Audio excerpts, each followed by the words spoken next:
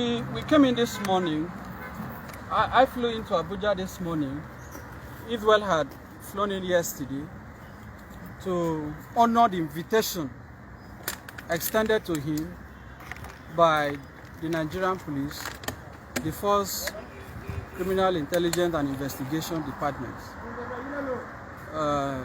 pursuant to a petition filed by Apostle Suleman, who is the founder of the Omega Fire Ministries. I came in with my clients, and I said we got in here past 10. If you look at the time, this is some minutes past 7. So cumulatively, we have spent over 7 hours, over 8 hours, 8 hours plus, just to respond to a petition over what I consider to be a very funny allegation made by Suleman, because he had alleged that he commanded angels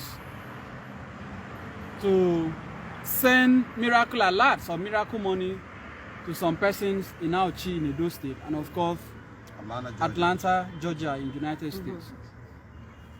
My client Israel came out, disavowed, debunked, and of course challenged the credibility and the veracity of those claims, which for us remains outlandish, remains false, irresponsible, and incapable of being proved, clearly unsubstantiated. So we came here.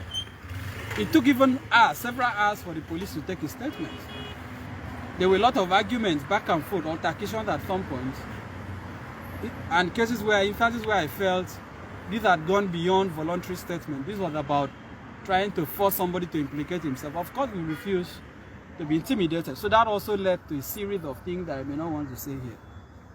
Now, after all said and done, we met with the ACP, Assistant Commissioner of Police, Y.Y. Abubakar, who had signed the invitation letter.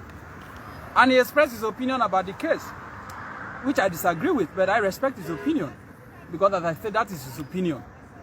Whether Israel has committed an offense or not will be for the court to determine. Interestingly, I also met the lawyer, a learned friend, who is the lawyer to Apostle Suleman. He also came around today, and he engaged me in a conversation. I don't want to disclose the details. After we had finished all that marathon hours of discussion, I had expected that the police, given that Israel came voluntarily, will release him and ask him to come back, because he honored the invitation. If you are inviting somebody for purpose of interrogation, the moment you say you cannot go except you produce a shorty, what that implies in law is that you have converted the police invitation to arrest. The moment a suspect can no longer live at his own will, by his own volition, that is no longer within the realm of invitation. That is now an arrest. So the implication is that Israel Balogun has been arrested by the police. He's currently in their cell. He's not coming out, obviously, tonight because of what looks like very stringent and difficult bail conditions. They requested for 2 shorties. They said one has to be a level 14 civil servant who should present either his letter of last promotion or a letter of introduction. Of course, we brought a level 13 and we appealed to them, and they agreed to take the person. But somehow, because of the time, we couldn't get the original copy of his letter of last promotion. But we presented the photocopy, and even his ID card, he was willing to drop them, a federal civil servant. But they insisted again that he must also, in addition to letter of last promotion, present his ID card and also present letter of introduction, which are clearly outside the bail form that my clients feel.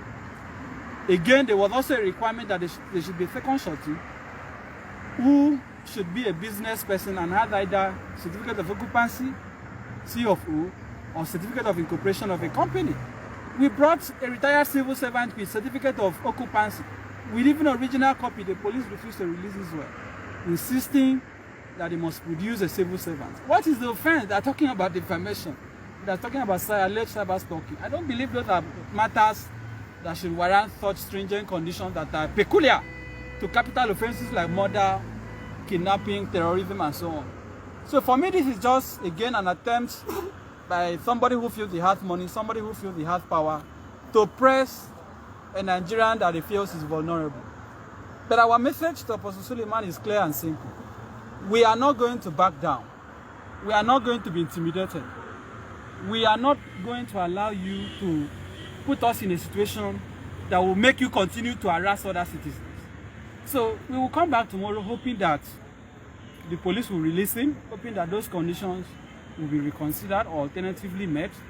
But for the purpose of today, this is where we are. Everyone is in custody. And we hope that the police as an institution will also think about the dent, the damage that this singular case will do to the police as an institution and to Nigeria as a country. Because what can be more scandalous?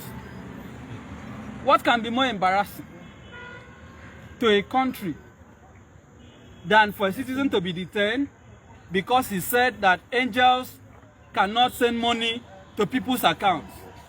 Simple. So the angels, I came to the police station, I have not seen any of the angels. No angels. No angels. I haven't seen any of those who received the alert. We are still waiting for the angels to show up. Yes. Because Suleman must produce those angels. Yes. On no account will we relinquish on that demand. Yes. He has to produce those angels. Those persons will come. We will subpoena their banks to see their statements so that we will know from which bank of heaven these monies came from. This is the kind of madness that we see in this country. And because impunity has taken over the fabric of Nigeria, people like Suleman continue to use the police to hunt private citizens. Nobody will be intimidated, nobody will be coerced into silence. Yes. So let the Inspector General of Police save the Nigerian police from this embarrassment, save the country from this scandal, and stop this macabre dance, this scandal that is going on in the name of investigation. That is all the comments I can make for now. And lastly, we have told them we are not afraid of going to court. It will be very good for Suleman to enter the witness box, for his angels to testify on his behalf. Yes. Nigerians have not seen angels before. I believe this is a good opportunity for us to see and know what angels look like, because he has to produce them. Again, I have also made the point earlier that, look, the country is almost at the point of recession. The government can barely fund. Nigeria is borrowing from China. Suleman has this grace of commanding angels to send money. Why not help the country? Thank you. Call these angels to send money to the Federation account or the Treasury single account to help the country out of the economic and financial crisis that it is going through. If you have this capacity to command angels to deposit money in the account of people who claim to be your members, also help the country. So the president should send the Minister of Finance to lead a delegation to meet Suleman for him to call his angels to send money to help the country. I believe that will be in the interest of, until he does that, we are waiting for him to have his day in court. Because for me, it is not Israel Balogun who will be on trial. It is Apostle Suleman and every clergy or pastor in this country that has abused the trust of the Nigerian people that will be on trial. Yes. It is Suleman who will answer for his statements and comments. It is Suleman who will have the burden and the onus of proof of substantiating the allegations that he made. They can show their power at the police station, but we will have solace in the court. But we are still calling on the police to do what is right. Because you cannot be saying you are a law enforcement agency and yet you are allowing the law to be violated in the name of protecting a big man.